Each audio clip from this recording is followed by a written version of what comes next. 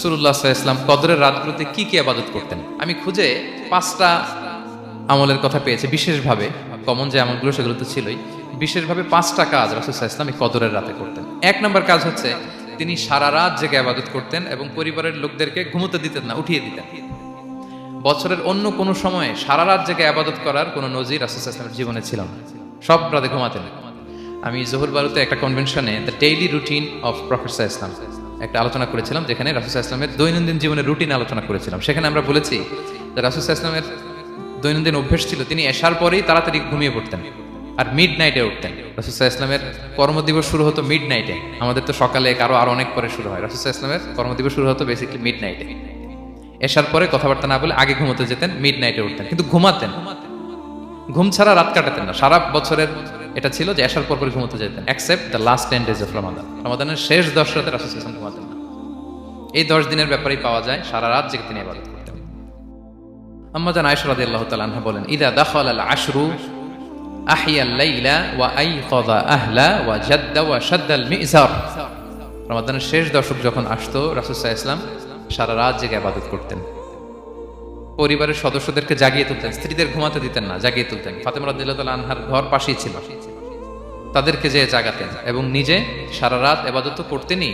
জাদ্দা ওয়া শাদ্দাল মিজার, খুবই বলিষ্ঠভাবে, খুব মজবুত ভাবে কোমরে গামছা বেঁধে নামার একটা এক্সপ্রেশন এখানে দেওয়া হয়েছে। মিজার, ইজহার মানে হচ্ছে বাংলা করলে হয় লুঙ্গি। লুঙ্গি আমরা যখন খুব শক্ত কোনো কাজ করতে যাই তখন তারা কি করে, খুব টাইট করে লুঙ্গিটা বাঁধে। তার মানে বোঝানো হচ্ছে রাসূল সাল্লাল্লাহু আলাইহি ওয়াসাল্লাম কোমরে ভালো করে লুঙ্গি বেঁধে বা গামছা বেঁধে আটগাট বেঁধে নামতেন শেষ 10 দিনের জন্য।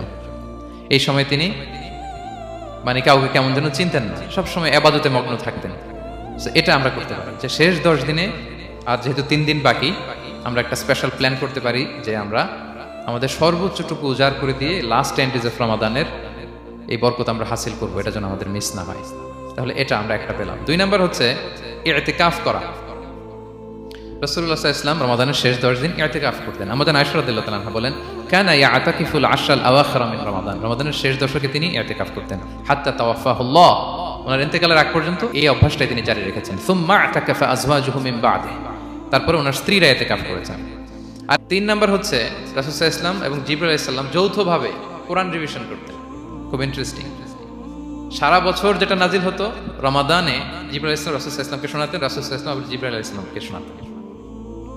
সহিহ বুখারীর বর্ণনা, কানা জিবরিলু ইয়ালকাহু ফি কুল্লি লাইলাতিন মিন রমাদান ফায়ুদারিসুহুল কুরআন। রমাদানের প্রতি রাতে এসে রাসূল সাল্লাল্লাহু আলাইহি ওয়াসাল্লামের সাথে কোরআন মুদারাসা করতেন। সহিহ মুসলিমের বর্ণনায়, আন্না জিবরিল কানা ইউআরিদুহু বিল কুরআন কুল্লা আমিন মাররা।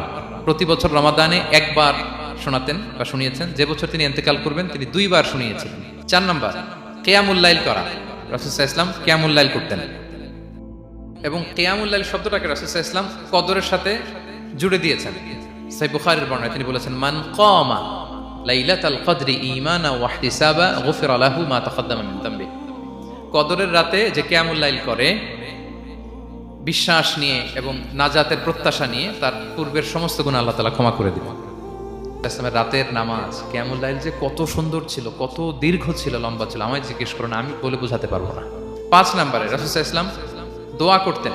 এই কদরের রাতগুলোতে খুব বেশি বেশি দোয়া করতেন। দোয়া নিয়ে আমরা একটা জুমার খুতবা দিয়েছিলাম, সেখানে আমরা বলেছিলাম যে দোয়া হতে হবে খুব আন্তরিক দোয়া, রোবোটিক দোয়া যেন না হয়।